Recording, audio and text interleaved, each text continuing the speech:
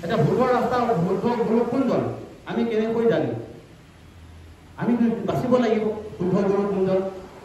শুদ্ধ গুৰু সেইজনেই আমি জানিব লাগিব যিজনে আমাক কৃষ্ণক দৰ্শন কৰাই দিয়ে যিজন লোকে আমাক কৃষ্ণক দৰ্শন কৰাই দিব জানিব তেওঁহে শুদ্ধ গুৰু মই কোন অচাৰ কৃষ্ণ কপাই বাৰ যাহাৰ প্ৰসাদে জ্ঞান চৰণত নতি নচাৰু কমতি ত্ৰাহি গুৰু ভগৱান মই কোন অচাৰ কৃষ্ণ কপাই বাৰ যিজনে কৃষ্ণক কোৱাৰ ৰাস্তা দেখুৱালে যাহাৰ প্ৰসাদে জ্ঞান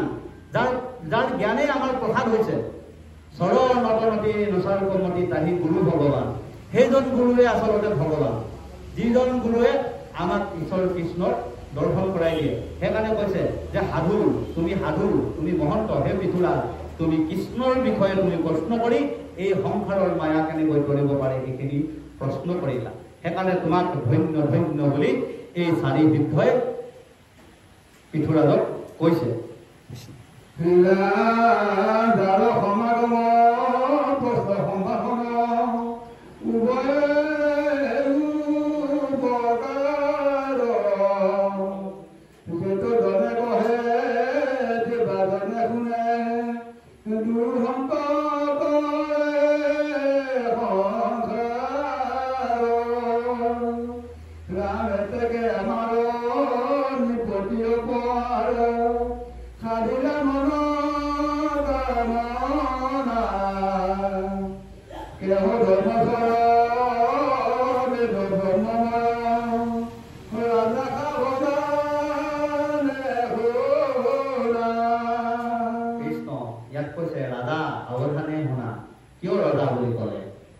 আমি নিজকে একো ৰজা বুলি ভাবো কোনটো ৰজা দেহৰূপী দেহাটোৰ আমি ময়ে গৰাকী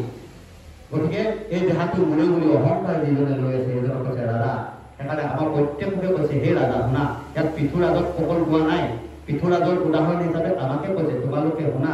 কি কৈছে সাধুৰ আগমন সম্ভাষণে জগতৰ উপকাৰ কৰে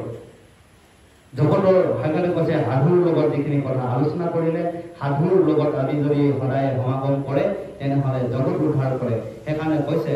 সাধুৰ সমাগম প্ৰশ্ন সম্ভাষণ উভয়ে উপকাৰ যিটোজনে কহে জীৱাজনে শুনে দুহান্তৰো কৰে সংসাৰ গতিকে যিজনে প্ৰশ্ন কৰিছে যিজনে সুধিছে যিকেইজনে শুনিছে সকলোৱে সাধুৰ ওচৰত যিকেইজনে শুনিছে সকলোৰে জীৱন কি হৈছে ধন্য হৈছে সকলোৰে পুণ্য হৈছে সেইকাৰণে কৈছে সাধু সংগ অৰ্ণহাৰা সৰ্বন কীৰ্তন কৰা পৰিহাৰা পাখণ্ড আচাৰ আমি সাধু সংগত আহি পেলাই আমাৰ পাখণ্ড আচাৰবিলাক দূৰ হ'ব আৰু সাধু সংগ আমি গ্ৰহণ কৰিবলৈ কৈছে যে সাধুৰ সমাগম আহিলে আমাৰ কি হয় দুইজন লোকৰে আমাৰ ফলপ্ৰাপ্তি হয় দুইজনে সন্তোষ হয় সংসাৰ নিবাৰণ হয় আৰু সেইকাৰণে কৈছে এতেকে আমাৰ নিপতি অপাৰ ধৰিলা মনৰ কামনা কহু ধৰ্মচয় বেদৰ ব্ৰহ্মময় ৰাজা শুনা সাৱধানে শুনা সেইকাৰণে কৈছে যে এই বেদৰ মই ব্ৰহ্ম তত্ত্ব কথা কি মই এতিয়া কম শুনা এতিয়া আমাক কৈছে যে এই ব্ৰহ্ম তত্ত্ব বেদৰ যিখিনি ব্ৰহ্ম তত্ত্ব এতিয়া কৈছে কি আমাৰ যিখিনি শংকৰদেৱৰ আদৰ্শ লৈ আছে সেইসকলে বেদৰ বিষয়ে নাজানে আমুক নাজানে কিন্তু ইয়াত বেদময় তত্ত্ব কথা ভাগৱতৰ ক'লে আমাৰ শংকৰ গুৰুজনে আমাক দাঙি ধৰিছে বেদৰ আচল তত্ত্ব কি আচল কৈছে বেদ মানে কি আমাক বহুতে প্ৰশ্ন কৰে বহুতে আমাৰ লগত বহুতে তৰ্ক কৰিছে যে বেদ মানে কি বেদত মানে কৃষ্ণৰ নাম নাই আমুক নাই সেই কথা কৈ আছে কিন্তু যে সকলোৱে গমেই পোৱা নাই যে বেদৰ গুপুত ভিত্য নাৰায়ণ দৈৱকী হন্তে সাক্ষাতে ভৈলা বেদিত বেদৰ গুপুত বস্তুটোৱে হ'ল কি নাৰায়ণ গতিকে চাৰি বেদৰ চাৰি অক্ষৰ হাড় কালি আনি ব্ৰহ্মাদেৱে বেকত কৰিয়া থৈলা নাৰায়ণবাদী গতিকে নাৰায়ণ নামটো চাৰিখন বেদত বিচাৰিলেও আপুনি বিচাৰি নাপায় চাৰিখন বেদ পঢ়ক তথাপি এই ব্ৰহ্মময় তত্ত্ব বিচাৰি নাপাব ব্ৰহ্ম তত্ত্ব কি কাৰণ ব্ৰহ্মাদেৱে চাৰিখন বেদৰ পৰা হাড় তত্ত্ব কৃষ্ণময় তত্ত্ব লুকুৱাই ৰাখিছে তেতিয়াই উঠাই লৈ গৈছে সেই হাড় তত্ত্ব কোনে উদ্ধাৰ কৰি আনিলে হৰিনাম আছিলে দেৱতাৰ ওচৰত গৰ্ব হৈ আছিলে শংকৰদেৱে তাক পৃথিৱী মৰ্ত্যলৈ লৈ আহিলে দেৱতাসকলৰ গৰ্ব ভাঙি চূৰ কৰি মত্যলোকক শংকৰদেৱে প্ৰচাৰ কৰিলে এই হৰি নামৰ যিটো ব্ৰহ্মময় তত্ত্ব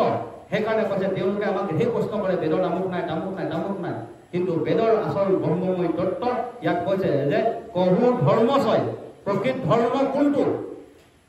বেদ ব্ৰহ্মময় শুনা ৰাজা মহাশয় গতিকে হে ৰাজন তুমি শুনা আচল ব্ৰহ্মতত্ত্ব বেদৰ ৰহস্য কি